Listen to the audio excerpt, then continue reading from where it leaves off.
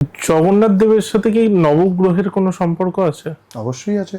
সেটা তুমি কি? মনে করো তোমার সাথে আমি একবার মহাবিষ্ণু যাগের সময় আমি তোমার একবার একটা পডকাস্ট করেছিলাম, আমার চ্যানেলে তোমার সঙ্গে একটা হ্যাঁ পডকাস্ট হ্যাঁ এসেছিল। হ্যাঁ হ্যাঁ হ্যাঁ। তখন এইটা নিয়ে আলোচনা করা হয়েছিল। জগন্নাথ দেব ইটসেলফ হচ্ছে নটা গ্রহ। কেন উনি ইটসেলফ নটা গ্রহ? না, সর্বদেব ও ময়হরি। আমি তোমাকে বললাম ওনার যে চোখে যে লাল গোল অংশটা এটা হচ্ছে সূর্য, সাদা গোল অংশটা এটা হচ্ছে চন্দ্র। বোঝা গেল? হুম। ওনার যে ত্রিকোণাকৃতি নাক এটা হচ্ছে মঙ্গল। ওনার ধনুকাকৃতি যে ওষ্ঠ এটা হচ্ছে বুধ। ওনার মাথায় যে গয়নাটা লাগে চিতা বলে ওটা হচ্ছে বৃহস্পতি। ওনার চার কোণাকৃতি মুখ এটা হচ্ছে শুক্র। ওনার কালো রং শরীরের যে রাহু। ওনার উপর দিয়ে একটা সোনার পট লাগানো হয়, এটাকে এই এই কালো রংটা হচ্ছে শনি, গ্রহরাজ শনি। এই যে একটা মুখের পাশ দিয়ে একটা সোনার বেড়ি লাগানো হয় এটা হচ্ছে রাহু, রাহু পট বলে তাকে। এবং ওনার কোমরের কাছ থেকে কাপড় পরানোর জন্য একটা সর্পাকৃতি তলায় চামড়ের মতো ঝোলে একটা দড়ি পরানো হয় বা পট্ট দৌড় পরানো হয়, এটা হচ্ছে কেতু। তাহলে উনি গ্রহরূপী জনার্দন। আচ্ছা। উনি গ্রহরূপী জনার্দন। এবার এই গ্রহরূপী জনার্দনের বৈশিষ্ট্যটা কি বলতো? কি?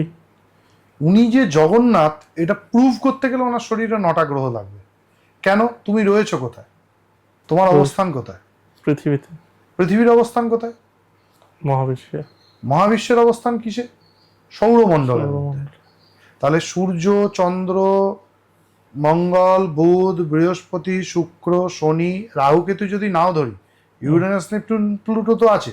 এবং পৃথিবী তার স্ত্রী, তার দ্বিতীয় স্ত্রী হচ্ছেন পৃথিবী। আর কি আছে আমাদের সৌরমণ্ডলে? 27টা নক্ষত্র আছে। অশ্বিনী, ভরণী, কৃত্তিকা, মৃগশিরা, আদ্রা, পুনর্বসু, আছে না? বিশাখা, চিত্রা, 27টা নক্ষত্র। তার 9টা গ্রহ, 3টে করে নক্ষত্র প্রত্যেকের। 3 9 27। আবার নবগ্রহের অধিদেবতা, প্রত্যধিদেবতা, ইষ্ট দেবতা, অবতার, শালগ্রাম আছে। যেমন ধরো সূর্যের অধিদেবতা হচ্ছেন অগ্নি, প্রত্যধিদেবতা হচ্ছেন শিব, আরাধ্য শালগ্রাম হচ্ছেন লক্ষ্মীনারায়ণ। আবার চন্দ্রের অধিদেবতা হচ্ছেন ধরো হচ্ছে বোধহয় জল, প্রত্যধিদেবতা হচ্ছে উমা, আরাধ্য দেবী হচ্ছেন কমলা। এরকম করে দেখবে নবগ্রহ সঙ্গে 10 লোকপাল, 10 অবতার, 10 মহাবিদ্যা সবাই কিন্তু সম্পৃক্ত হয়ে রয়েছে।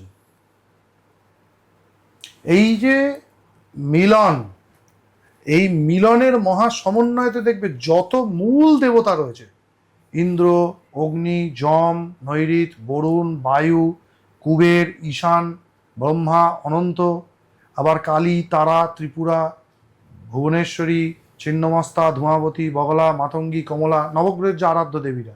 আবার লক্ষ্মীনারায়ণ শালগ্রাম, লক্ষ্মী জনার্দন শালগ্রাম, লক্ষ্মী বরাহ শালগ্রাম, সুদর্শন শালগ্রাম, নৃসিংহ শালগ্রাম, বামন শালগ্রাম। আবার মৎস্য, কুর্ম, বরাহ, বামন, নৃসিংহ, পরশুরাম, রাম, কৃষ্ণ, এই যে সব অবতার, সব শালগ্রাম, সব মহাবিদ্যা, সব লোকপাল, 27 নক্ষত্র, 12 রাশি, 12 মাস, দিন রাত, সমস্ত কিছু ওনার শরীরের ভেতরে লীন হয়ে গেল। তাই উনি গ্রহরূপী জনার্দন। এ কারণেই নীলাদ্রি মহোদয়ের মধ্যে বলা হয়েছে জগন্নাথকে 7 দিনে 7 গ্রহবর্ণের কাপড় পরানো হয়।